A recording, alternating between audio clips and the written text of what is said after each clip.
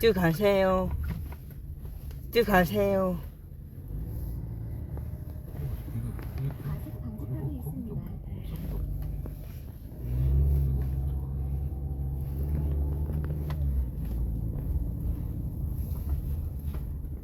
도로를 재검색합니다. 잠시 후 좌회전입니다. 이어서 우회전입니다. 잠시 후 어린이 보호구역입니다. 제한 속도를 준수하세요.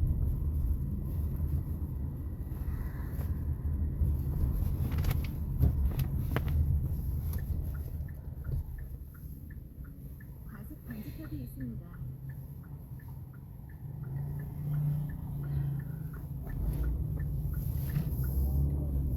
어린이 보호구역에 진입했습니다.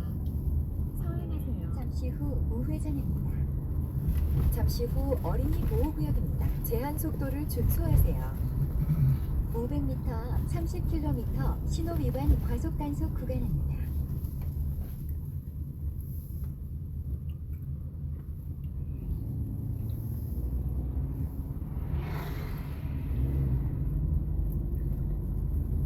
어린이 보호구역에 진입했습니다.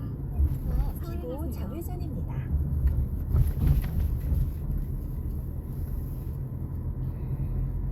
잠시 후 어린이 보호구역입니다. 제한 속도를 준수하세요.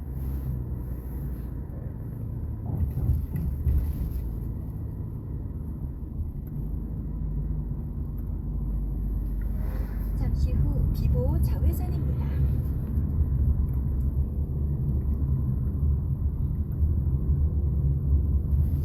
잠시 후 30km 신호 위반 과속 단속 구간입니다. 쭉 가세요.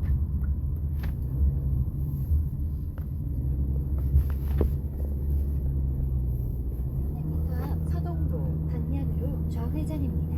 이어서 회전교차로에서 네. 서동로 방면 3시 방향이 있습니다. 경로를 재검색합니다. 잠시 후 좌회전입니다. 전방에 과속 방지턱이 있습니다. 300m 앞 우회전입니다. 이어서 2시 방향입니다. 과속 방지턱이 있습니다.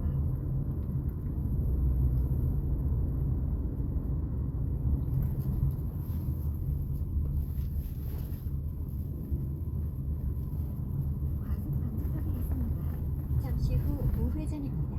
이어서 2시 방향입니다. 잠시 후 어린이 보호구역입니다. 제한 속도를 준수하세요.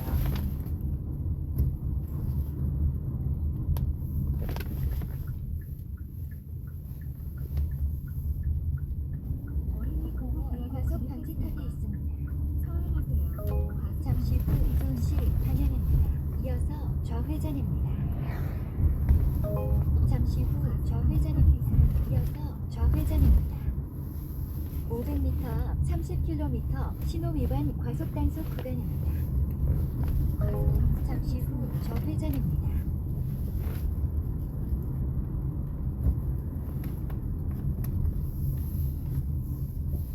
과속 방지턱이 있습니다. 고대의 폭력적인 이야기마저 오늘날 재현해야 할 신성한 가치로 오독하는 순간 수천 년 전의 칼날은 현대의 이웃들을 향해 휘둘러집니다. 이제 확실성의 성벽을 허물고 불확실하지만 아름다운 사랑의 길로 기꺼이 나서야 합니다. 작년 손현보 목사의 행보에 이어 이번에는 같은 고신교단의 부총회장인 포도원교회 김무훈 목사의 막말 파동이 일어나고 있습니다.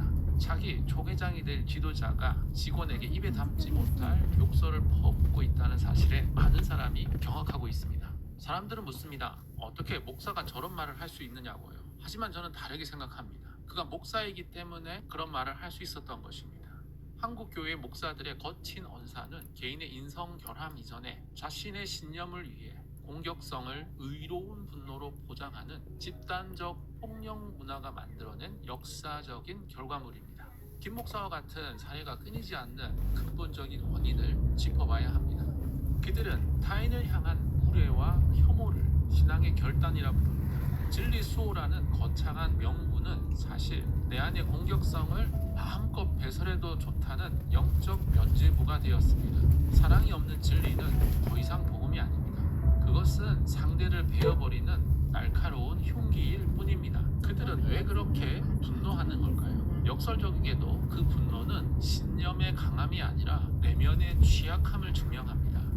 자신이 가진 진리가 너무 부서지기 쉬운 것이기에 사소한 비판이나 다른 의견조차 전체 체제를 무너뜨리는 거대한 위협으로 간주합니다.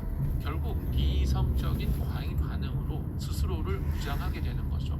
왜 이렇게 되었을까요? 첫 번째 이유는 성경을 글자 그대로 박제해버린 문자주의 때문입니다. 고대의 폭력적인 이야기마저 오늘날 재현해야 할 신성한 가치로 모독하는 순간 수천 년 전의 칼날은 현대의 이웃들을 향해 휘둘러집니다. 그들에게 성경은 소통의 문이 아니라 타인을 가두는 감옥의 창살이 되었습니다. 두 번째는 지성의 부족, 즉 무한한 신을 유한한 틀에 가두려는 오만 때문입니다. 인간의 언어로 신을 완벽히 정의할 수 있다는 착각이야말로 신앙의 이름으로 행해지는 가장 큰 우상 숭배입니다. 진리는 우리가 소유하는 정답지가 아니라 평생을 걸어 도착해야 할 신비입니다.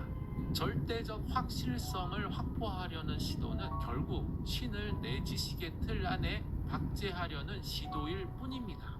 이런 기질은 역사적 뿌리와도 닿아 있습니다. 삼위일체 반대자를 처단했던 칼뱅의 제네바는 우리에게 서늘한 경고를 보냅니다. 종교적 확신이 생명의 존엄보다 앞설 때 신앙은 세상에서 가장 잔혹한 거룩한 폭력으로 변질될 수 있다는 사실입니다. 종교개혁가 루터는 개인의 내면적 자유에 집중했던 반면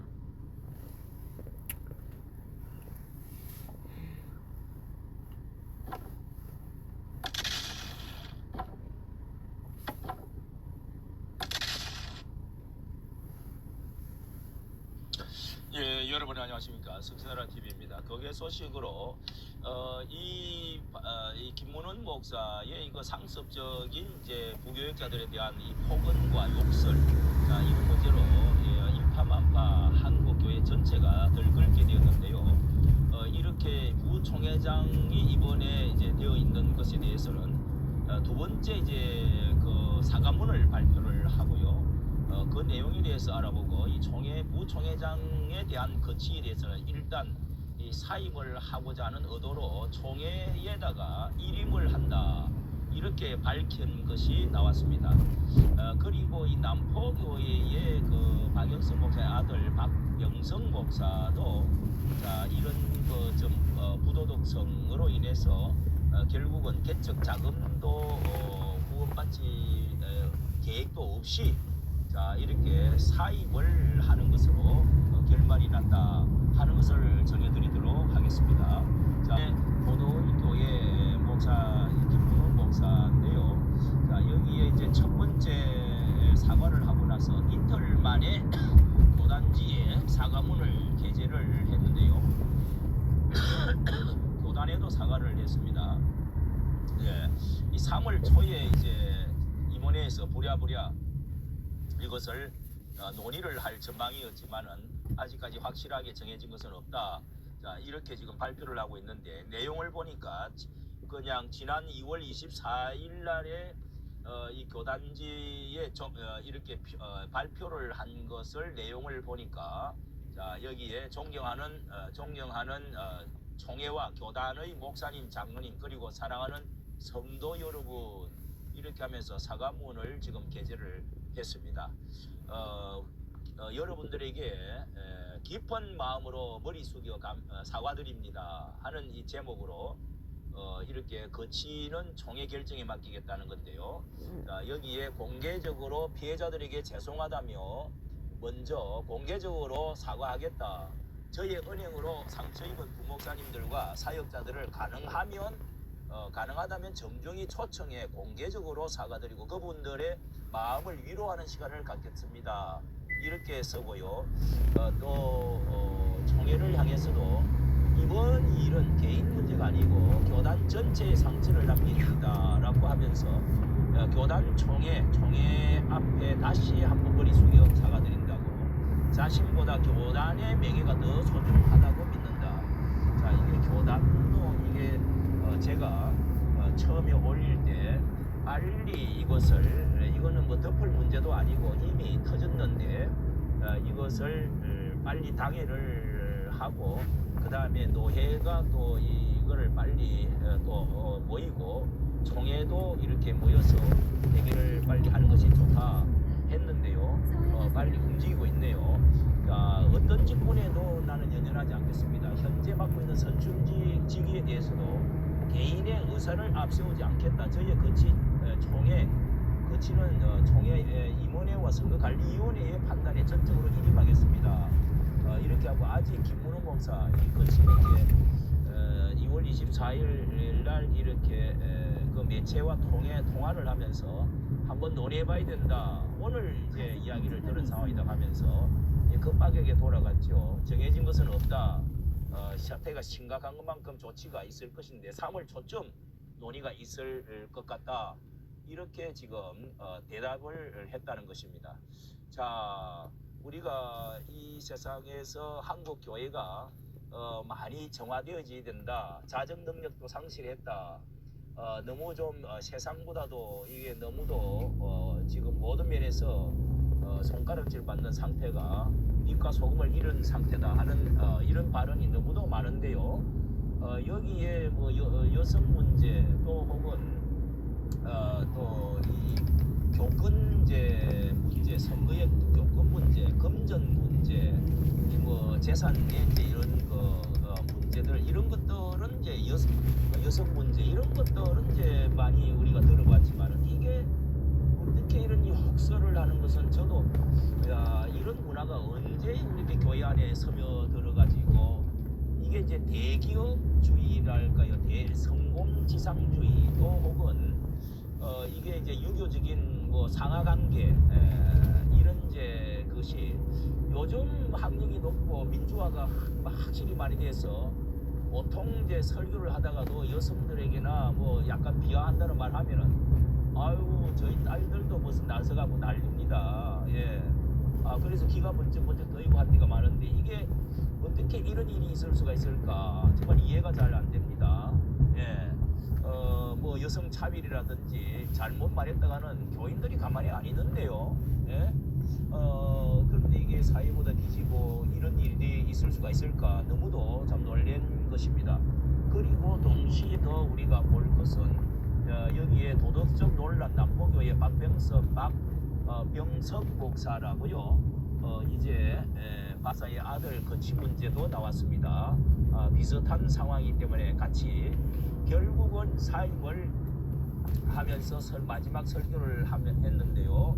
개척을 위해서 떠난다 하면서 개척 지원금도 전혀 이렇게 교회에서 보장을 받지를 못하고 그렇게 떠나게 됐다. 이런 이야기가 이제 되겠습니다. 자, 여기에 뭐 여성 음주 문제와 음주, 거짓 해명 이 세 가지 도덕성 문제에 휘말렸다. 자, 이것이 그래서 마지막 설교를 한다고 하는데 여기 교회 측에서는요 이걸 빨리 해결을 하려고 5월 달에 박병석 목사에 대해서 개척을 지원하기로 결정해뒀다는 겁니다. 뭐 차례가 이제 이 박병석 목사 차례라는 겁니다. 그래서 3억이나 뭐 5억이나 10억이나 이제 이렇게 박영선 원로 목사도 이제 그걸 대충 이제 예약을 좀 느꼈는지 40억 요구 등까지 했는데 3월 중으로 구체적으로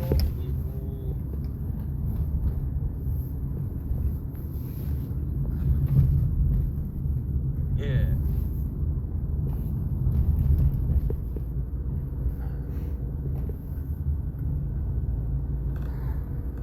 자, 3월 중으로 구체적 규모와 방식을 결정하려고 했는데 박 목사가 자진 사임했기 때문에 이제 지원하지 않기로 했다.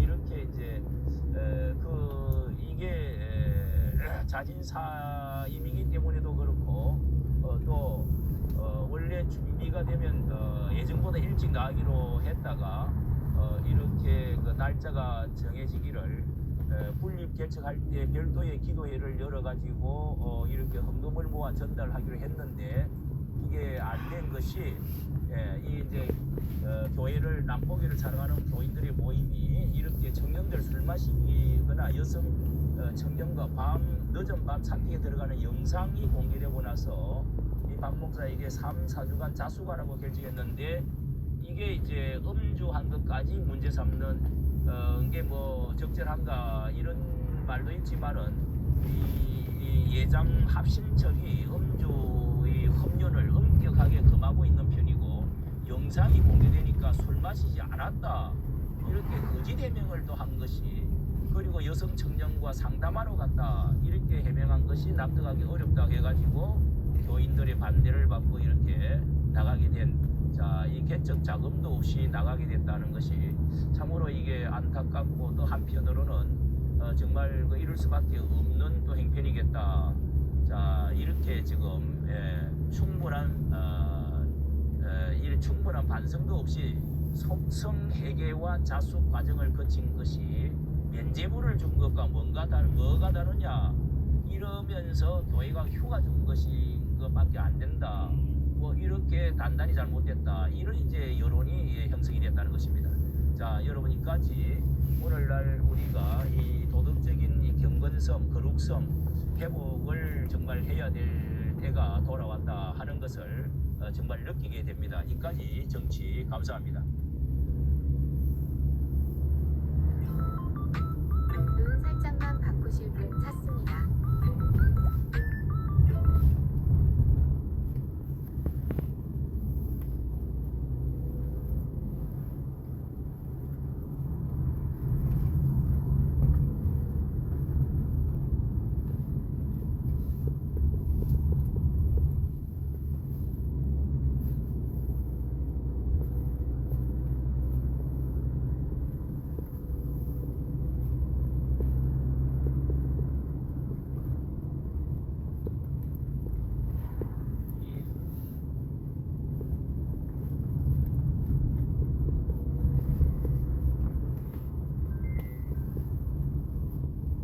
예. 여보 전화 줘요. 손님 계시면.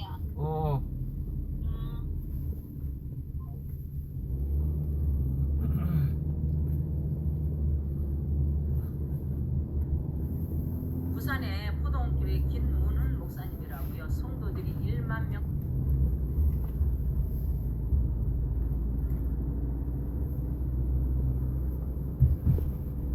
부산의 포동교회 김문훈 목사님이라고요. 성도들이 1만 명 정도 되는 큰 교회. 여러분 장경동 목사님처럼 김문훈 목사님도 유명하신 분이니까 여러분들 다 알고 계시죠. 이분이 부목사들한테 심한 욕설, 차마 귀에 들을 수도 없고 입에 담을 수 없는 심한 욕설을 한 것이 지금 크게 논란이 되고 있고요. 여정도사에게도 차마 입에 담을 수 없는 욕설을 퍼부은 것이 전부 녹음이 돼가지고 지금 논란이 되고 있습니다. 저도 기독교인으로서 왜 이 목사님이 이 방송을 하느냐 그러면요. 이 목사님이 살아나려면 이 악과 어둠과 죄는요 반드시 드러나야 됩니다. 이렇게 심한 욕설과 악을 행했는데도 만약에 이것이 숨겨져 있다면 계속 그 죄를 범할 거 아닙니까? 그러니 포도원교회 성도들도 살아나야 되고 그 다음에 김문훈 목사도 회개하고 살아나야 되기 때문에 이 방송을 하는데요. 차마 입에 담을 수 없는 욕설과 함께 녹음이 다 된 파일까지 있다고 합니다. 여러분들 너무나 안타깝습니다. 부산의 포도원교회 김문훈 목사님이라고요. 성도들이 1만 명 정도 되는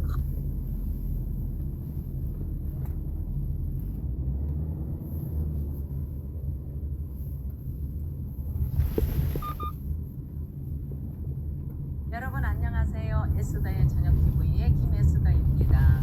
이제 3월 1일이 며칠 남지 않았습니다. 정광훈 목사님께서 감옥에서요 정말 일어나기가 힘드신 정도로 한번 일어나시려면 땅바닥을 기어서 벽을 잡고. 안녕하세요. 에스더의 저녁 TV의 김에스더입니다. 심한 욕설 논란으로 김문은 목사님에 대해서요 지금 난리가 났습니다. 저는 이 목사님에 대해서 제가 뭐 옳고 그름으로 판단하려고 이 방송을 하는 것이 아니라 정말 저도 참 목사의 한 사람으로서 부끄러움을 느끼고요. 저에게도 뭐 연약함이 있습니다만은 이거는 도를 넘어도 한참 넘은 우리 김문은 목사님의 이 욕설이요 정말 세상의 직장에서도 이렇게 심한 욕설을 들어본 적이 없으리라고 생각을 합니다. 여러분들 저는 이 김문은 목사님께서 분노 조절 장애가 있지 않나 싶습니다. 왜냐하면 주의 종들이 스트레스가 굉장히 많거든요. 부교역자들 관리해야지, 성도들 관리해야지, 그리고 또 설교 준비해야지, 여러 정말로 일반 세상의 직장보다도 더 스트레스가 많은 직업이라고 할 수는 없지만 주의 종의 길이라는 것 여러분들께서 좀 이해해 주시고 양해도 좀 부탁을 드리면서 이 말씀을 나누고자 합니다.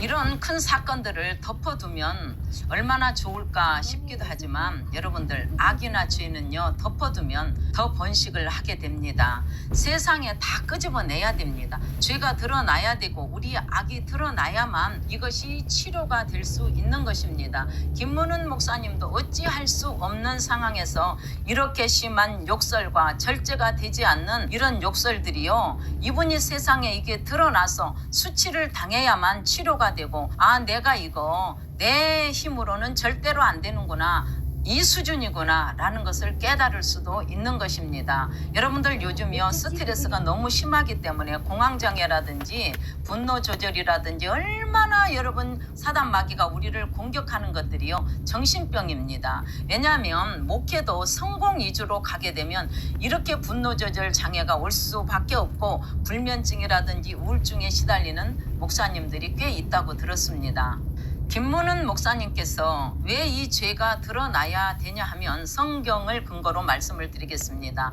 다윗이 밧세바를 범하고요 임신까지 시켜놓고 어떻게 할 도리가 없으니까 밧세바의 남편 우리아를 전장에 내보내가지고 죽게 하지 않습니까? 그것도 맨 앞에 세워서 죽게 하라고 그렇게 편지를 써서 보내지 않습니까? 그런데 다윗은 왕으로서 얼마든지 이것을 이 죄를 덮을 수 있다고 생각을 한 것입니다. 사람은 다윗의 그 왕이라는 권세 앞에 말할 수가 없잖아요. 그렇지만 하나님은 나단 선지자라는 선지자를 통해서 다윗의 죄를 지적을 합니다. 그럴 때 다윗의 죄가 다 드러나지요.